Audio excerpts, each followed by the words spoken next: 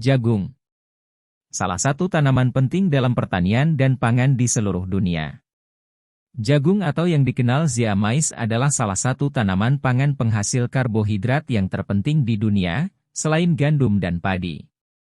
Bagi penduduk Amerika Tengah dan Selatan, bulir jagung adalah pangan pokok, sebagaimana bagi sebagian penduduk Afrika dan beberapa daerah di Indonesia.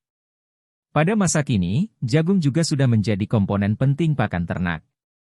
Penggunaan lainnya adalah sebagai sumber minyak pangan dan bahan dasar tepung maizena.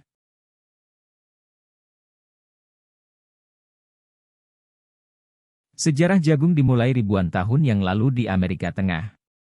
Petunjuk-petunjuk arkeologi mengarah pada budidaya jagung primitif di bagian selatan Meksiko, Amerika Tengah, sejak 7.000 tahun lalu. Sisa-sisa tongkol jagung kuno yang ditemukan di Gua Guilanaquits, lembah Oaxaca berusia sekitar 6.250 tahun. Tongkol utuh tertua ditemukan di gua-gua dekat Tehuacan, Puebla, Meksiko, berusia sekitar 3.450 sebelum Masehi. Bangsa Olmec dan Maya di Tengarai sudah membudidayakan di seantero Amerika Tengah sejak 10.000 tahun yang lalu dan mengenal berbagai teknik pengolahan hasil. Teknologi ini dibawa ke Amerika Selatan, Ekuador, sekitar 7.000 tahun yang lalu, dan mencapai daerah pegunungan di selatan Peru pada 4.000 tahun yang lalu. Pada saat inilah berkembang jagung yang beradaptasi dengan suhu rendah di kawasan pegunungan Andes. Kedatangan orang-orang Eropa sejak akhir abad ke-15 membawa serta jenis-jenis jagung ke dunia lama, baik ke Eropa maupun Asia. Penyebaran jagung ke Asia dipercepat dengan terbukanya jalur barat yang dipelopori oleh armada pimpinan Ferdinand Magellan melintasi Samudera Pasifik. Di tempat-tempat baru ini jagung relatif mudah beradaptasi karena tanaman ini memiliki plastisitas fenotipe yang tinggi.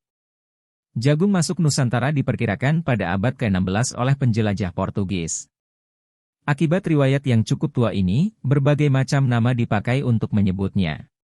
Beberapa nama lokal adalah jagong di Sunda, Aceh, Batak, dan Ambon, jago di Bima, jagung di Madura, gandung di Toraja, Castella di Halmahera, telo di Tidore, binte atau binde di Gorontalo dan Buol, dan barele di Bugis. Di kawasan timur Indonesia juga dipakai luas istilah milu, yang nyata-nyata merupakan adaptasi dari kata milho, berarti jagung, dalam bahasa Portugis.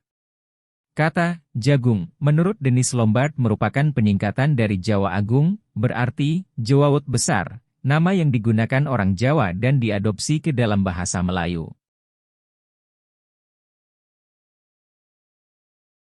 Jagung telah mengalami evolusi selama berabad-abad. Saat ini, terdapat berbagai jenis varietas jagung, seperti jagung manis, jagung pipil, dan jagung hibrida. Tinggi tanaman jagung sangat bervariasi. Rata-rata dalam budidaya mencapai 2–2,5 meter, meskipun ada kultivar yang dapat mencapai tinggi 12 meter pada lingkungan tumbuh tertentu. Tinggi tanaman biasa diukur dari permukaan tanah hingga ruas teratas sebelum rangkaian bunga jantan, malai. Meskipun ada yang dapat membentuk anakan, seperti padi, pada umumnya jagung tidak memiliki kemampuan ini. Tangkai batang beruas-uas dengan tiap ruas kira-kira 20 cm. Dari buku mekatlah pelepah daun yang memeluk tangkai batang. Daun tidak memiliki tangkai. Helai daun biasanya lebar 9 cm dan panjang dapat mencapai 120 cm. Berdasarkan pengamatan, jagung dapat dibagi menjadi 3 jenis yaitu. Pertama, jagung komposit atau jagung lokal adalah jenis jagung yang biasa ditanam oleh petani pada zaman dulu. Sekarang sudah jarang ditanam. Keunggulan jenis jagung komposit ini adalah umurnya yang pendek, tahan hama penyakit, tidak menimbulkan ketergantungan dan bisa ditanam secara berulang-ulang. Kekurangan jenis jagung komposit adalah kapasitas produksi rendah hanya sekitar 3–5 ton per hektar. Kedua, jagung hibrida. Jagung yang pada proses pembuatannya dengan cara pemuliaan dan penyilangan antara jagung induk jantan dan jagung induk betina sehingga menghasilkan jagung jenis baru yang memiliki sifat keunggulan dari kedua induknya. Keunggulan jenis jagung hibrida adalah kapasitas produksinya tinggi sekitar Agustus 12 ton per hektar. Kekurangannya adalah harga jagung mahal antara 20 kali sampai 40 kali lipat dari harga jagung konsumsi, tidak bisa diturunkan lagi sebagai benih karena produksi akan turun mencapai 30%, menimbulkan ketergantungan bagi petani karena jagung tidak bisa ditanam lagi. Ketiga, jagung transgenik. Jenis jagung yang proses pembuatannya dengan cara menyisipkan gen dari makhluk hidup atau non-makhluk hidup yang hasilnya nanti diharapkan jagung itu bisa tahan penyakit, tahan hama atau juga tahan obat kimia, sehingga tanaman itu menjadi tanaman super. Keunggulan jenis jagung ini adalah kapasitas produksinya besar sekitar Agustus 10 ton per hektar, tahan penyakit, tahan hama dan tahan obat kimia.